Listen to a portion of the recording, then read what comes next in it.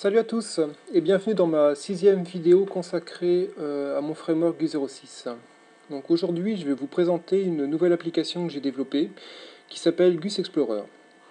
Donc en fait c'est juste simplement un explorateur de répertoire, comme vous allez pouvoir le voir, mais avec quelques petites fonctionnalités bien sympathiques en plus. Alors, l'utilisation est très simple. Donc vous voyez, quand vous le lancez au premier lancement, il y a ici une zone qui s'appelle Drop Directories Here. Et il suffit de déplacer, de lâcher donc dans cette zone les répertoires ou fichiers qui vous intéressent. Donc par exemple, moi je vais prendre le répertoire temp, le répertoire Cassia, Gus05 par exemple. Je prends tout ça, je lâche. Et voilà. Donc là, les trois répertoires que j'ai sélectionnés sont chargés dans l'application. Et vous voyez un système d'onglets ici, avec des onglets qui peuvent être réorganisés, comme ceci, qui peuvent être refermés. Donc par exemple celui-là, je ne m'y intéresse plus, je le referme. Voilà, qui sont persistants évidemment. Et voilà, et donc chaque onglet permet d'afficher ou donc de montrer le contenu du répertoire ou du fichier. Donc par exemple dans le répertoire temp, ici j'ai la liste de tous les sous-répertoires et de tous les fichiers contenus. Et il suffit que je clique sur l'un des fichiers pour voir apparaître le contenu dans la zone de droite. Donc il faut déjà savoir que dans cette première version, tous les types de fichiers ne sont pas pris en compte. Donc il n'y a pas de support pour les fichiers PDF, Excel, Word, etc. Mais ça viendra dans des prochaines versions. Pour le moment, il y a juste les fichiers texte, fichiers properties, les images, les zip. Voilà, c'est essentiellement ça. Fichiers Java évidemment. Voilà, mais ça ne veut pas dire que je ne pourrais pas faire les autres types de fichiers. Hein. C'est simplement par manque de temps que pour l'instant, je me suis limité à ces quelques types-là. Mais ça permet déjà de faire un certain nombre de choses. Donc ensuite, je vais vous expliquer 2-3 petites choses avant de passer aux éditeurs de fichiers. Tout d'abord, il y a des codes couleurs dans mon explorateur de fichiers. Donc là, vous voyez un répertoire dir qui s'affiche en rouge. Ça signifie qu'il n'y a aucun fichier à l'intérieur. Donc au premier coup d'œil, vous pouvez voir si les répertoires sont vides ou remplis, etc. Et de même, si vous voyez un fichier qui s'affiche en rouge, ça veut dire que sa taille est vide. Donc je vais vous le montrer directement. En faisant F1, je vais pouvoir créer un nouveau fichier que je vais appeler fichier, tiens, je suis en majuscule, fichier vide.txt. Voilà. Et donc là, le fichier vient d'être créé ici, et on peut voir qu'ici, il ne contient strictement rien. C'est normal, je viens de le créer. Voilà. Inversement, donc là, j'ai pas d'exemple sous la main, mais si vous voyez des fichiers ou des répertoires qui s'affichent en vert, ça signifie que ils contiennent donc beaucoup de fichiers, genre je crois au moins 1000 fichiers, et ou alors que le fichier a une taille très importante, genre je pense au moins 100 mégaoctets. Voilà, donc les codes couleurs permettent d'avoir une petite indication sur le type de contenu qu'on a dans notre arborescence. Bien. Ensuite, je vais pouvoir vous montrer rapidement donc, le support du presse-papier. Donc ça, c'est quelque chose que j'ai rajouté récemment. En gros, si on prend un fichier, par exemple, si je reviens ici, je suis dans quoi là? Je suis dans Gus. Il y a déjà un fichier texte. Je vais prendre ce fichier-là, je sais pas ce que c'est, mais je m'en fous. Je fais un CTRL-C. Voilà. Je vais mettre ça ici, ce sera plus simple. Voilà. Donc j'ai fait un CTRL-C, je recommence.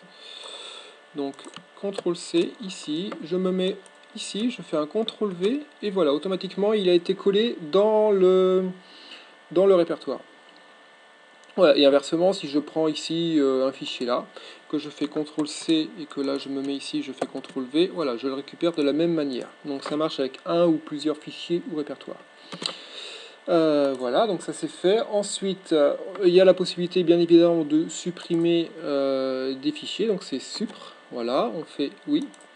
Alors là, il y a un petit bug, donc ça me permet de mettre mettre le doigt dessus. Il y a un petit bug d'affichage que j'ai pas encore résolu, qui fait que quand on supprime ou qu'on renomme des fichiers dans l'arborescence, il garde en fait la trace qui s'affiche en gris ici, et que il faut faire un F5 pour rafraîchir et voir voilà, le contenu réel. Mais bon, ça c'est quelque chose, si vous avez des idées d'ailleurs pour corriger ça, ça m'intéresse. Donc je disais, donc ça c'était F, donc ça c'était suppression. Ensuite, pour aller dans l'ordre, donc F1 permet de rajouter un nouveau fichier. Voilà, qui peut être n'importe quoi, enfin c'est un fichier vide. F2 permet donc de renommer le fichier ou le répertoire, hein, ça c'est assez classique. Voilà, donc pareil, toujours le même petit bug, donc si on fait F5, voilà, on voit le nouveau fichier renommé. Ensuite, F3 permet de dupliquer le fichier. Si je fais F3, je fais un tesseract sans le point txt comme ça, et voilà, là il a été dupliqué. F4 permet de créer un sous-répertoire. Voilà. Et F5 donc permet de rafraîchir la vue. Pardon, F5. Voilà. Donc voilà. Ensuite, qu'est-ce qui peut être intéressant? Il y a des possibilités pour étendre toute l'arborescence ou bien collapse, ce qu'on appelle en anglais collapse all et expand all. Donc on faut appuyer sur CTRL et la flèche. Et là normalement, voilà, là on voit toute l'arborescence qui s'ouvre d'un seul coup et inversement, CTRL avec la flèche dans l'autre sens, ramène tout. Voilà, vous voyez. Donc ça c'est fait. Dernière petite chose très intéressante, si jamais vous voulez directement passer avec l'explorateur donc de votre système d'exploitation, donc en l'occurrence ici Windows, il suffit d'appuyer sur la touche espace. Et voilà, on lance l'explorateur de fichiers Windows sur le fichier ou le répertoire sélectionné, ce qui peut être sympathique. Et inversement, si par exemple ici on veut l'ouvrir directement, on fait espace et ça va l'ouvrir dans Windows. Donc la touche espace est quand même très pratique. Donc maintenant je vais passer aux différents éditeurs de fichiers. Donc pour cela, je crois que j'ai fait un petit répertoire qui s'appelle File, que je vais déplacer ici pour l'avoir directement. Voilà. Alors, qu'est-ce qu'on a? On a un fichier texte ici, voilà. Donc je m'étendrai plus en détail sur cet éditeur à la fin, parce que c'est l'éditeur le plus complet et le plus intéressant. Ensuite, ici on a un éditeur de fichiers properties, donc vous voyez. Qui est assez classique, hein. Ça permet de rajouter des propriétés dans le fichier, de les modifier comme on veut, de les supprimer. Bon, tout ça, ça fonctionne très bien. À noter ici le petit bouton, complete, qui peut être très pratique quand il s'agit d'importer, d'exporter des propriétés entre plusieurs fichiers. Je m'explique. Si par exemple je crée un nouveau fichier ici, que je vais appeler prop1.properties, qui est vide actuellement. Si je viens ici, que je dis tiens, toutes ces propriétés-là, je veux les récupérer, je sélectionne l'ensemble de mes lignes, je fais un CTRL-C pour les mettre dans le presse-papier, je viens ici et ensuite je fais complete, et voilà, il les importe directement depuis le presse-papier en fait. Donc ça c'est très pratique, voilà, pour prendre des propriétés, pour les déplacer ou pour les copier d'un fichier à un autre. Donc ça c'est fait. Donc ensuite, là on a un petit exemple de fichier image. Donc pour l'instant, à part d'afficher l'image, ça fait rien d'autre. Là on a un fichier jar.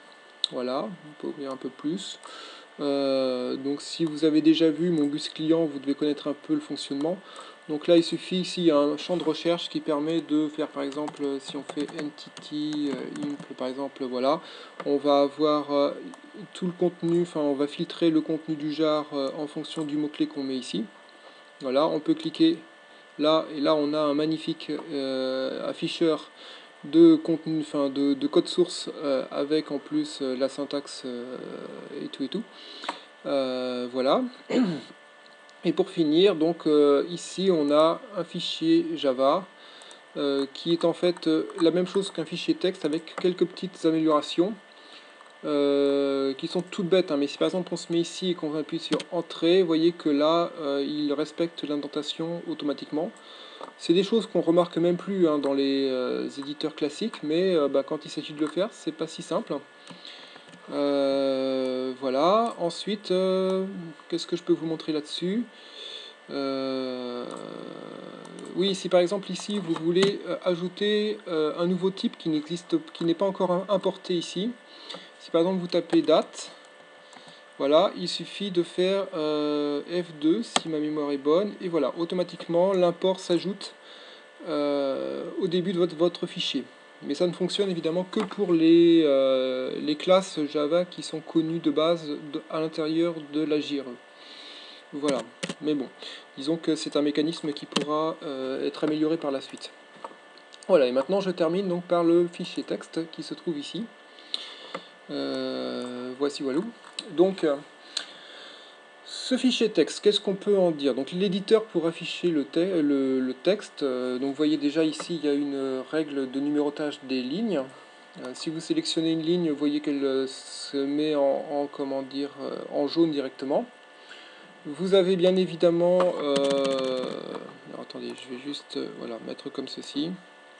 Le CTRL Z, voilà, et le CTRL Y pour faire ce qu'on appelle donc défaire et refaire les modifications, donc le undo et le redo. Ensuite, il y a quelques contrôles sympathiques au niveau des lignes, c'est-à-dire que si vous vous placez sur une ligne et que vous faites CTRL E, vous allez dupliquer la ligne, comme ceci. Donc c'est très pratique, par exemple quand on veut reprendre une ligne et faire une ligne un peu similaire. Je reviens en arrière. A noter que si vous sélectionnez plusieurs lignes en même temps et que vous faites CTRL E, c'est l'ensemble de toutes les lignes que vous avez sélectionnées qui va être dupliqué d'un seul coup. Voilà, donc dans le même genre, il y a CTRL D pour supprimer la ligne courante, ou les lignes courantes. Donc ici, je fais CTRL D, voilà, je supprime, je supprime, je supprime. Ça permet d'aller très vite. Et le CTRL R qui permet en fait de garder uniquement la ligne courante. Donc CTRL R, voilà. Donc là, je n'ai plus que la seule ligne que j'avais auparavant. Donc je reviens en arrière. Voilà, donc ça c'était CTRL E, CTRL D, CTRL R. Ensuite, nous avons le CTRL T qui permet en fait de tronquer le texte à l'endroit exact où on place le curseur. Donc si je me place là et que je fais CTRL T, voilà, il ne me reste plus que la zone jusqu'à mon curseur en fait. Voilà. Ensuite, on va passer au mécanisme de recherche et je vais pouvoir vous montrer comment fonctionne le surlignage dans mon éditeur texte. Donc ici, si par exemple on s'amuse à rechercher un élément particulier, donc on va chercher par exemple Entity, on peut le sélectionner et on fait CTRL F. Voilà. Donc là, en fait, on voit qu'il a surligné toutes les occurrences de Entity. Donc ça permet de voir que ici, au niveau du scrolling, il y a en fait des petits tirets bleus à l'endroit exact où il a trouvé les occurrences. Donc en fait le surlignage, ça représente en fait les endroits de surlignage. D'ailleurs vous voyez que ça marche pour tout type de surlignage. Si ici je m'amuse à sélectionner, vous voyez que ici la zone sélectionnée s'affiche aussi ici. Voilà, et ici on a le nombre d'éléments qui ont été surlignés d'une certaine couleur. Donc ça fonctionne pour tous les surlignages, vous voyez. Voilà, donc là il y a 10 éléments qui ont été surlignés en bleu. Donc ça correspond à ce que j'ai recherché. Donc après, pour désélectionner, on refait CTRL F. Voilà. On peut s'amuser par exemple à prendre phase. Combien y a-t-il de phases dans mon fichier? Il y en a 6 qui sont répartis là, vous voyez. Si on n'a rien sélectionné, il va nous demander directement de taper une expression, parce que comme ça permet de rechercher un truc nouveau, je dirais. Voilà.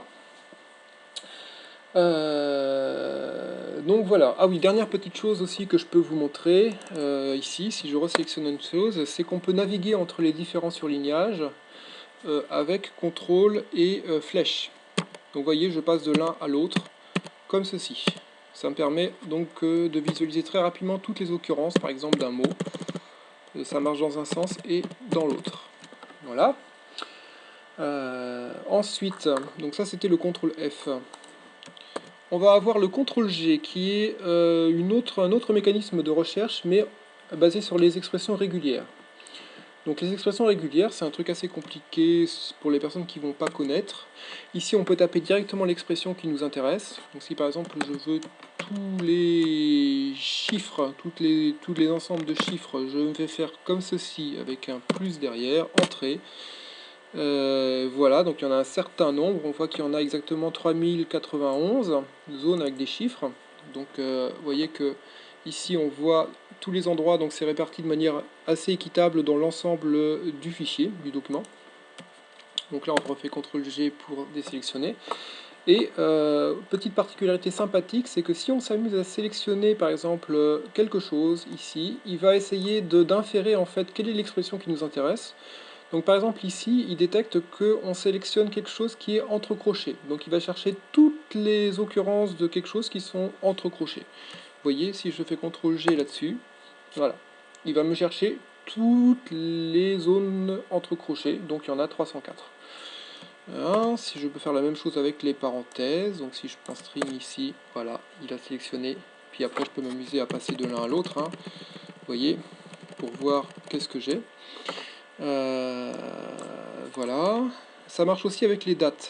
Si par exemple je m'amuse à sélectionner un ensemble de chiffres qui correspond à un pattern de date, et que je fais CTRL G, voilà, il va afficher toutes les occurrences de date, mais pas seulement 2013, le 17 novembre 2013, il va afficher toutes les autres dates. Voilà, et inverse, mais de même manière, si je sélectionne ce pattern là avec l'heure associée, voilà, il affiche tous les patterns avec le même truc. Voilà, donc ça ce sont des mécanismes de recherche qui sont assez pratiques. Voilà, donc maintenant je vais vous présenter donc une autre fonctionnalité que j'appelle le Quick Replace, donc le remplacement très rapide.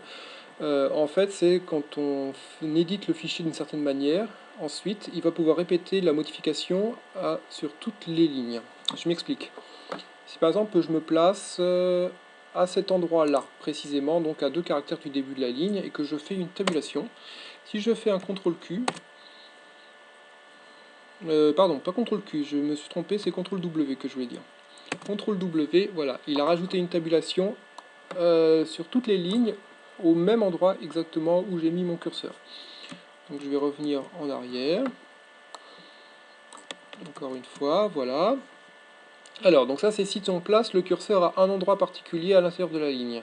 Si on le place à la fin de la ligne, il va considérer la fin de ligne pour toutes les lignes. Donc ça c'est intéressant. Par exemple, si on veut terminer toutes nos lignes par point virgule, je fais CTRL W, et vous remarquez que toutes nos lignes sont terminées par un point virgule, automatiquement.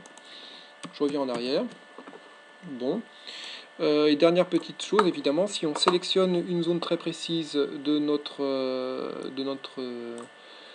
si on fait donc une sélection quelque part et que on commence à modifier la sélection, donc par exemple je vais faire ici, je vais remplacer ceci par Z, par exemple, hein. Si je fais CTRL W, voilà, il a remplacé tous les crochets M par crochet Z. Donc ça c'est du rechercher, remplacer classique, on va dire. CTRL Z pour revenir en arrière. Et CTRL Z, voilà, pour revenir en arrière. Voilà, en fait ça peut être même un peu plus sophistiqué que ça, mais enfin je ne vais pas rentrer dans les détails, c'est-à-dire que si on s'amuse à sélectionner quelque chose et que on supprime des caractères en même temps qu'on modifie la chose, on supprime des caractères avant et après, il va faire la suppression avant et après. Je m'explique, c'est-à-dire que si par exemple ici, je sélectionne par exemple ceci, donc là c'est un arrobas, on est d'accord. Si je regarde le nombre d'arrobas qu'il y en a 283, ok. Je le sélectionne, et je dis je veux pas de l'arrobas, et je veux pas du caractère qu'il y a avant l'arrobas, voilà. Si je fais un CTRL W, il va être capable d'aller chercher tous les arrobas et de faire exactement la même modification. C'est-à-dire, bon là c'est difficile à vérifier, mais il va prendre chaque arrobas et va supprimer le caractère qui le précède, peu importe le caractère. Voilà. Bon, donc ça c'était le Quick Replace. Je peux encore vous montrer donc le focus sur la sélection. Le focus sur la sélection, c'est quelque chose qui peut être pratique aussi. C'est quand on a une sélection, on fait un focus, c'est-à-dire qu'en fait le texte va n'afficher, l'éditeur va n'afficher plus que ce texte-là. En fait, il va remplacer l'ensemble du texte par la sélection qu'on a prise actuellement. Donc là, c'est CTRL Q. Voilà. Mais il faut voir que le texte n'est pas complètement supprimé. C'est-à-dire que si on refait CTRL Q, on revient en arrière. L'avantage de ça, c'est que par exemple on se dit tiens, on veut travailler sur cette partie du texte, on sélectionne, CTRL Q, là hop, je rajoute une tabulation, CTRL W, j'ai fait des tabulations partout, je reviens en arrière et voilà, j'ai fait des tabulations sur simplement les lignes que j'avais sélectionnées précédemment. Vous voyez? Si par exemple ici je me dis là le start je veux le mettre, je veux je sais pas quoi, par exemple je fais un CTRL W, alors ça peut marcher, ça peut un CTRL Q par contre, ça peut marcher en cascade plusieurs fois de suite, c'est à dire que ici on peut refaire un CTRL Q, et là si on revient en arrière, poum, poum, alors pof, là il faut supprimer la sélection, et hop, et on revient encore en arrière, donc on peut comme ça faire autant de fois qu'on veut. Donc je disais, si par exemple ici je sélectionne là, que le start ici, oula, j'ai du mal, sélection, voilà, je vais le mettre en majuscule, donc majuscule c'est comme ceci, CTRL W, tout est en majuscule, je reviens en arrière, voilà, j'ai mis start en majuscule sur simplement la sélection que j'avais faite. Bon, et ben je pense qu'on arrive bientôt à la fin. Dernière petite chose, c'est la toolbox. Donc ça va être CTRL H. Donc voilà la toolbox, en fait c'est une série de transformations qui peuvent s'appliquer sur le texte ou sur la sélection. C'est-à-dire qu'en gros, si vous n'avez rien sélectionné, c'est l'ensemble du texte qui va être impacté. Si vous avez fait une sélection, ce sera simplement cette sélection. Donc par exemple, je sélectionne cette ligne, CTRL H. Oups, CTRL H, voilà, je vais par exemple dire je veux de l'uppercase, donc je veux mettre tout en majuscule. Voilà, donc tout a été mis en majuscule automatiquement sur la zone que j'ai sélectionnée. Voilà, donc je peux revenir en arrière. On peut s'amuser par exemple, alors attendez, je vais prendre un petit exemple. Je vais prendre ça, donc ça c'est pour garder, je vais faire CTRL R pour ne garder que cette zone là, voilà, je vais dire que je veux supprimer toute cette partie du texte. Là, je vais faire un CTRL W, donc voilà. Voilà, donc là j'ai un petit texte comme ça, et je vais vous montrer par exemple comment ordonner l'ensemble des lignes par ordre alphabétique. Donc là je fais CTRL H, donc là je vais chercher, donc je vais pas tous vous les faire parce qu'il y en a beaucoup, mais puis il risque d'y en avoir encore plus après. Ici on va faire Order Sort, Line Order Sort. Voilà, et là vous remarquez que il a classé l'ensemble des lignes par ordre alphabétique. Voilà. Bon, il y a des choses qui peuvent être aussi sympathiques, hein. Si par exemple je m'amuse à faire ces deux points, je sélectionne, je veux juste agir sur ce petit texte là, CTRL H, et que je fais pass listing, voilà, là il m'a fait le listing de tout ce qui se trouve à la racine de ces deux points, vous voyez. Donc après je veux travailler que sur ça, donc je fais CTRL R par exemple, donc desktop, là je refais CTRL H, toujours pass listing, poum, et j'ai le listing complet qui se trouve dans desktop. Donc après ça, je peux par exemple dire qu'est-ce que j'ai de beau là-dedans. Il me faudrait un fichier de texte en fait. Donc je vais refaire CTRL R, CTRL H, boum, pour aller voir là-dedans.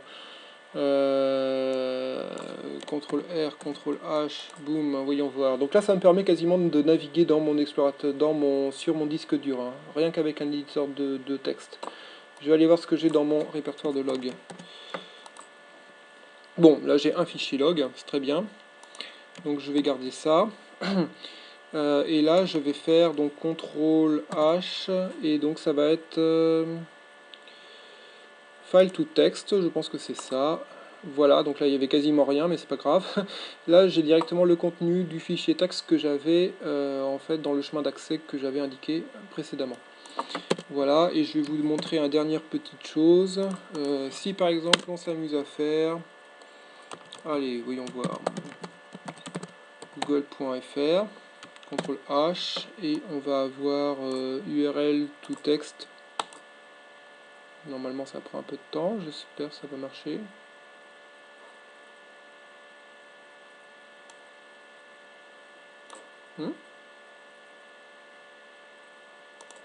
Ça marche pas? Alors peut-être qu'il faut ça, pourtant ça me surprend. URL to text. Bon, là ça marche. Effectivement, il fallait le HTTP, je suis désolé.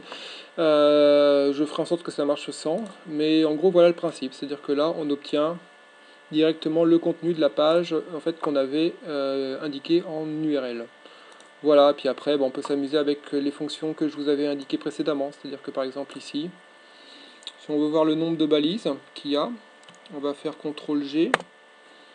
Et on a 200 balises qui commencent par des acrons, voilà. Enfin là c'est fermé et ouvert, vous me direz, hein, mais bon. Voilà. Bah écoutez, je vais m'arrêter là. Je pense que j'ai fait un peu le tour de l'ensemble des fonctionnalités que je voulais vous montrer pour Gus Explorer. Donc bah, n'hésitez pas à me laisser vos commentaires. Et bah, sachez seulement que bah, y a pas mal de choses que j'ai pas encore eu le temps de rajouter, mais qui sont prévues. Donc bah, il y aura normalement pas mal de versions par la suite. Voilà, et ben je vous dis à très bientôt, et ben merci encore d'avoir pris le temps de m'écouter. Merci.